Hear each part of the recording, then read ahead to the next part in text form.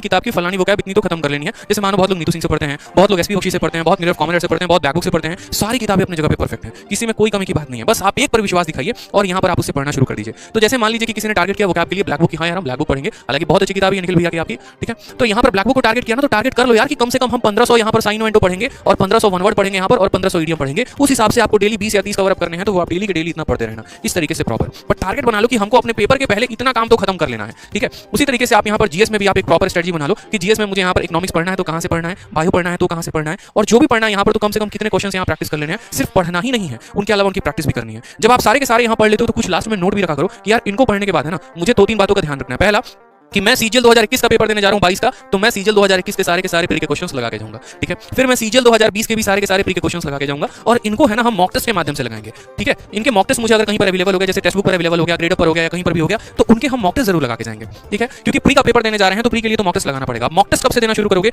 अभी से, लेकिन रेगुलर बेसिस पर नहीं मेरे भाई।